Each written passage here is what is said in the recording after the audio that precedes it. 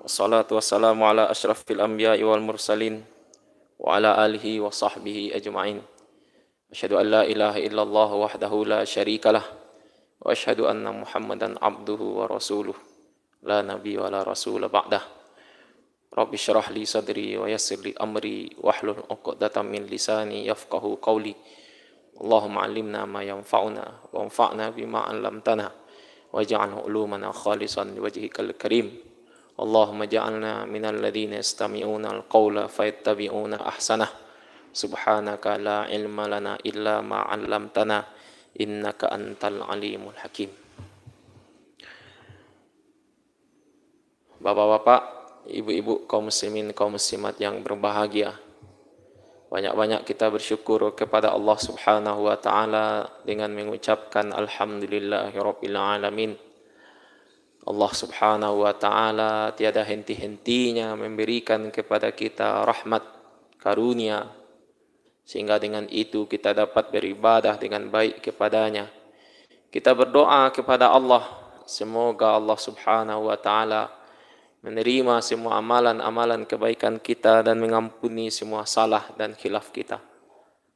Salawat dan salam buat junjungan alam baginda Nabi kita Sayyidina Muhammad sallallahu alaihi wasallam. Allahumma salli ala Sayyidina Muhammad wa ala ali Sayyidina Muhammad wa ala sahbihi wa sallama tasliman katsira wa ba'd. Kaum muslimin yang berbahagia,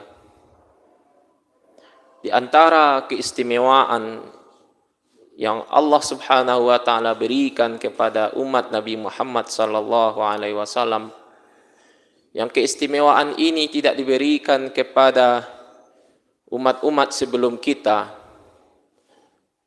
adalah Allah Subhanahu wa taala menjadikan bumi ini, menjadikan tanah ini sebagai masjid dan sebagai tempat bersuci. Kalau orang-orang terdahulu sebelum kita, mereka beribadah hanya di tempat-tempat khusus ibadah, tempat bangunan, dan mereka tidak diperbolehkan beribadah di luar itu. Tetapi khusus untuk umat Nabi Muhammad sallallahu alaihi wasallam, sebagaimana yang disebutkan dalam hadis yang sahih dari sahabat Jabir bin Abdullah, ketika Nabi sallallahu alaihi wasallam mengatakan, "U'titu khamsan lam ya'tahunna ahadun min qabli." Aku diberikan 5 keistimewaan yang tidak pernah diberikan kepada orang-orang sebelumku. Di antaranya adalah wa ju'ilat liyal ardu masjidan wa tahura. Dijadikan tanah, dijadikan bumi ini sebagai masjid, sebagai tempat sujud, dan sebagai alat untuk tempat bersuci. Kaum muslimin, maka ketika kita menyadari bagaimana Allah Subhanahu wa taala mengkhususkan kita dibandingkan dengan orang-orang sebelum kita, maka kita tentu bisa memberikan kita mesti bisa memberikan apa sebagai balasan terima kasih kita kepada Allah Subhanahu wa taala. Berbicara tentang masjid, ketika kita mengembalikan ke makna asal, berarti masjid itu bisa kita katakan tanah itu masjid, lapangan itu masjid. Pokoknya bumi ini adalah masjid ke dalam makna asal. Kemudian makna masjid mengerucut di dalam uruf syar'i.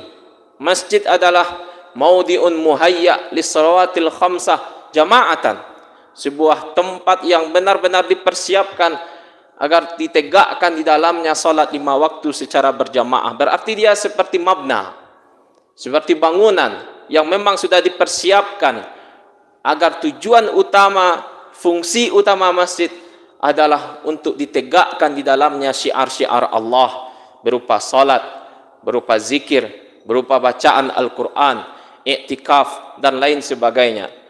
Maka mendirikan masjid tidak boleh lepas dari fungsi utama ini.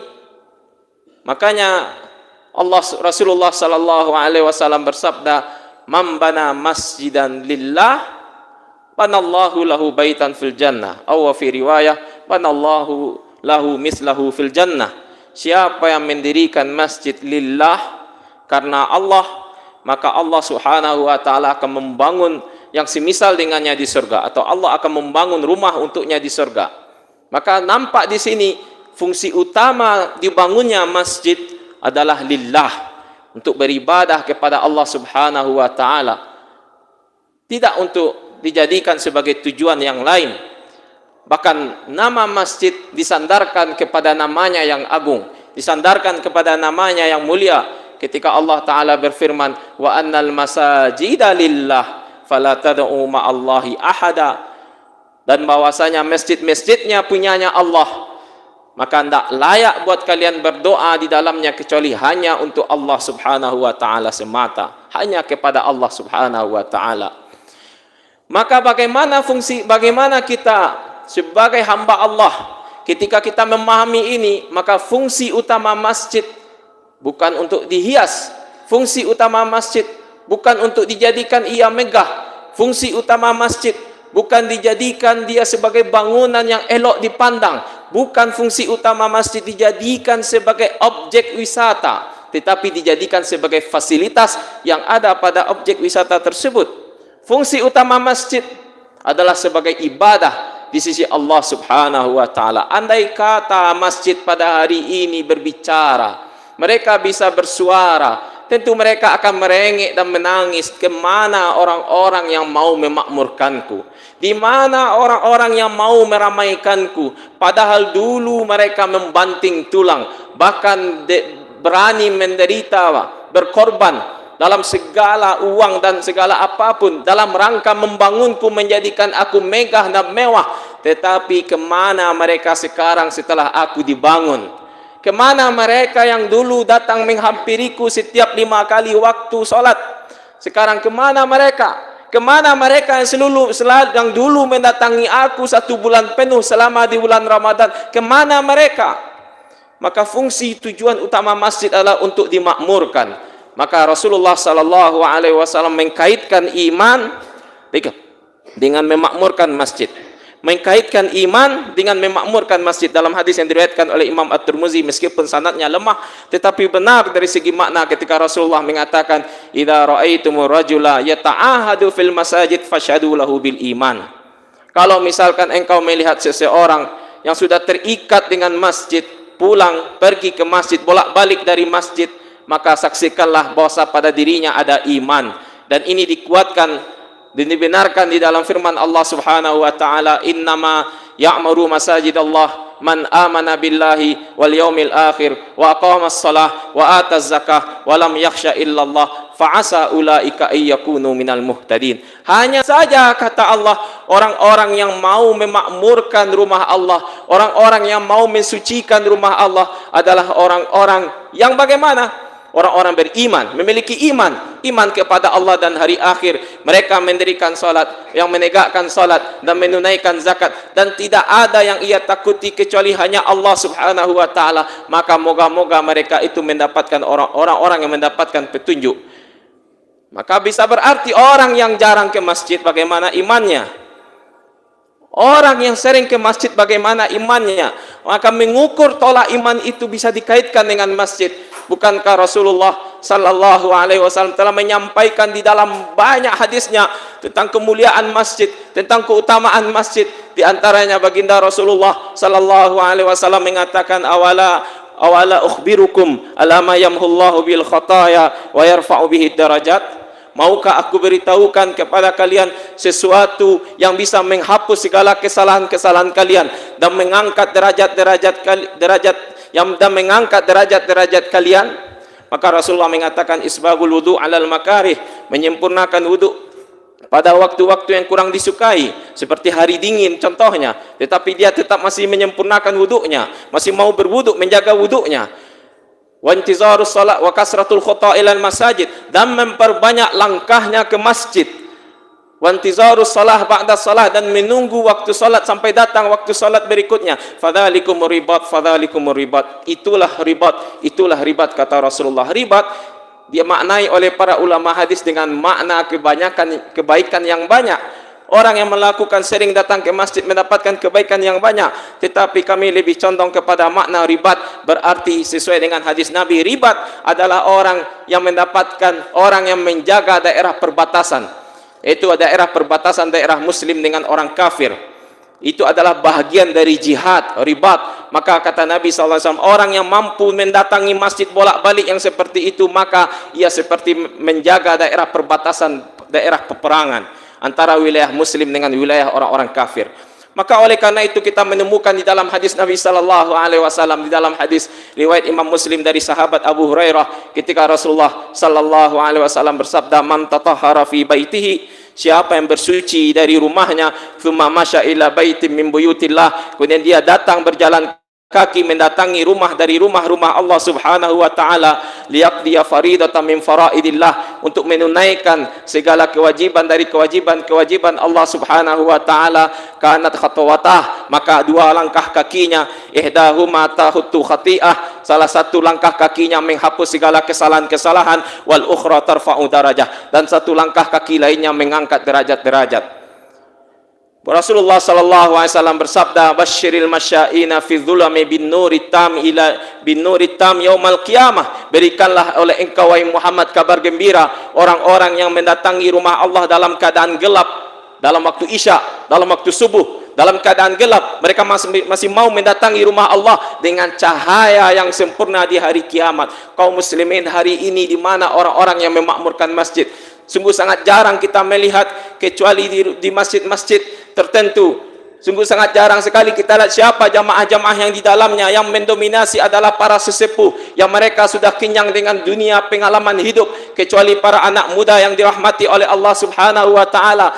Tetapi kita kasihan melihat di berbagai tempat di mana masjid-masjid yang di dalamnya masih dilaksanakan salat 5 waktu, atau mungkin di mana masjid-masjid yang di dalamnya masih ada diberikan tentang pengetahuan dengan ilmu. Bukankah dulu fungsi masjid di kalangan ulama salafun saleh, selain dijadikan sebagai tempat ibadah, dijadikan sebagai tempat berkumpulnya para jamaah, berkumpulnya dalam menuntut ilmu, dalam memberi dan mahkamatan, dan sebagai tempat pengadilan, sebagai tempat bermusyawarah. Bukankah dulu Rasulullah sallallahu alaihi wasallam mengumpulkan infak, mengumpulkan semua bantuan dari kaum muslimin sebelum pergi berperang ke medan Tabuk, yang perjalanan yang ditempuh sepanjang 350 km. Dari mana Rasulullah memulainya kalau bukan dari masjid? Dari mana Rasulullah mengajak semua orang berjihad kalau bukan dari masjid? Dari mana? Semua dimulai dari masjid. Masjid ibarat jantung. Kalau misalkan orang sudah meninggalkan jantung, bagaimana ia bisa hidup? Masjid adalah solusi. Datang seorang lelaki Ansar yang bernama Abu Umamah, kemudian dia bertanya kepada Rasulullah, bertanya kepadanya, "Ya Aba Umamah, mali araka jalisan fil masjid fi ghairi waqti shalah?" Kenapa aku melihat engkau duduk di masjid bukan pada waktu salat? Maka Abu Umamah mengatakan, "Ya Rasulullah, humumun lazimatni wa duyun." Ada rasa kegusaran, ada rasa kegalauan, hatiku tak tenang wahai Rasulullah, ditambah hutang-hutangku yang menumpuk wahai Rasulullah. Kemudian Rasulullah sallallahu alaihi wasallam mengajarkan kepada dia kalimat, "Ala u'allimuka kalimat", baca setiap pagi dan sore, "Allahumma inni a'udzubika minal jubni wal bukh, Allahumma inni a'udzubika minal ajzi wal kasal, Allahumma inni a'udzubika min galabatid daini wa qahri rijal." Apakah hanya cukup dengan doa itu? Bukan seperti itu. Iya, berdoa. Sahabat ini berdoa, tetapi Rasulullah mencari solusi atas apa masalah, apa penyebab hutang dari jamaahnya, apa masalah kegusaran dari jamaahnya. Maka setelah dia berdoa berulang pagi dan sore dengan doa yang diajarkan oleh Rasulullah, setelah itu dia mendapatkan solusi. Rasulullah memberikan kepada dia solusi. Maka dia mengatakan, "Azhaballahu anni humumi wa qada anni daini." Allah Subhanahu wa taala menghilangkan rasa gusarku, dan Allah Subhanahu wa taala menunaikan segala hutangku. Masjid dijadikan sebagai tempat solusi. Banyak orang sekarang hanya berlomba-lomba, bermegah-megah dalam membuat masjid menjadi mewah dan elok dipandang. Bukankah itu di antara tanda-tanda hari kiamat ketika Rasulullah bersabda, la taqumus sa'ah hatta yatabahan nasu fil masajid. Tidak akan tegak hari kiamat sampai orang-orang berlomba-lomba, sampai orang bermegah-megahan dengan masjidnya, sementara mereka tidak memakmurkannya, sementara mereka tidak memperhatikan keadaan anak yatim dan piatu yang ada di sekitaran masjid, sementara mereka tidak memperhatikan para wanita janda yang butuh dinafkahi di sekitaran masjid. Mereka tidak memperhatikan para ulama, para buya dan para ustadz yang hidup di lingkungan masjid. Mereka tidak memperhatikan imamnya. Mereka tidak memperhatikan orang-orang yang membersihkan masjid. Mereka tidak memperhatikan jamaah-jamaah yang sekarang sedang mendapatkan masalah. Masjid adalah solusi. Segala sesuatu dilakukan di masjid. Segala sesuatu dilakukan di masjid. Karena masjid merupakan tempat solusi. Datang seseorang ketika memasuki pintu masjid, dia mengatakan bismillah wassalatu wassalamu ala rasulillah, Allahumma firli dhunubi, Allahumma firli dhunubi waftahli abwaaba rahmatik. Ya Allah, ampuni segala dosa-dosaku dan bukakanlah segala pintu-pintu rahmatku. Semuanya dimulai dari masjid. Semua hal diperbicarakan di masjid, kecuali ada beberapa ketentuan-ketentuan syariat yang Allah dan Rasulullah sallallahu alaihi wasallam jelaskan di dalam maqasid syariahnya. Diantaranya seperti dilarangnya jual beli di dalam masjid, seperti dilarangnya menyampaikan barang yang hilang, bukan barang yang dapat, barang yang hilang di dalam masjid. Sehingga dari maqasid syariah ini para ulama membagikan masalah politik menjadi dua, politik kekuasaan dan politik keumatan. Apalagi sebentar lagi bulan Juni, banyak orang-orang memanfaatkan masjid sebagai bahan kampanye. Kalau membicarakan masalah perpolitik keumatan, kami setuju, kami sependapat. Hal-hal yang perlu dibicarakan di dalam masjid yang terkait dengan kebijakan-kebijakan yang akan bisa mengganggu kemaslahatan umat dan akidah umat, kami setuju. Tetapi kalau berbicara tentang masalah politik kekuasaan di dalam masjid, berbicara masalah pilih saya, angkat saya, pilih nomor ini, kampanye di dalam masjid, bukankah Rasulullah sallallahu alaihi wasallam di dalam berjual beli di dalam masjid sendiri, apa kata Rasulullah? Bahkan boleh orang itu mengatakan la arbahakallah, tidak ada untung bagi engkau. Bahkan Rasulullah bahkan dibolehkan bagi orang menyampaikan barang hilang di dalam masjid, menyampaikan kepadanya doakallah, moga Allah membuat barang itu tidak ketemu. Apalagi menyampaikan tentang masalah ingin diangkat, ingin menjabat, saya ingin menjadi ini, menjadi itu. Masjid memiliki aturan-aturannya. Masjid memiliki aturan-aturan syariat yang diperbolehkan dan yang tidak diperbolehkan. Fi buyutin azinallahu an turfa wa yuzkara fiha ismuh wa yusabbihu lahu bil guduwi wal asal fihi rijalun la tulhihim an tijarah wala bai'un an zikrillah. Di rumah-rumah Allah yang Allah Subhanahu wa taala perintahkan agar namanya diangkat, agar namanya disebut-sebutkan, agar dipuji setiap pagi di dalam sorenya. Di dalamnya ada orang-orang yang perdagangan mereka tidak membuat mereka lalai, jual beli mereka tidak membuat mereka lupa dari mengingat Allah Subhanahu wa taala. Karena orang-orang di dalam masjid, la masjidun usisa ala taqwa min awali yaumin, masjid, sungguh masjid yang dibangun atas dasar ketakwaan dari hari yang pertama. Lebih layak engkau melakukan ibadah di dalamnya. Fihi rijalun yuhibbuna ayyatahharu. Di dalamnya orang yang suka memakmurkan masjid adalah orang-orang yang suka membersihkan dirinya. Kita berdoa kepada Allah, semoga Allah Subhanahu wa taala menjadikan kita semua ini adalah orang-orang yang mau memakmurkan masjid, dan disebutkan mendapatkan naungan yang tidak ada naungan kecuali naungan Allah Subhanahu wa taala. Di antaranya sab'atu yuzillumullah fi zilli yauma la zilla illa zilluh. Di antaranya 7 orang yang mendapatkan naungan oleh Allah Subhanahu wa taala di hari kiamat. Rajulun qalbuhu mu'allakum bil masajid, seseorang yang hatinya terpaut dengan masjid. Subuh di masjid, zuhur di masjid, asar di masjid, maghrib di masjid, isya di masjid. Terima kasih atas perhatian. Mohon maaf atas segala kekurangan. Assalamualaikum warahmatullahi wabarakatuh.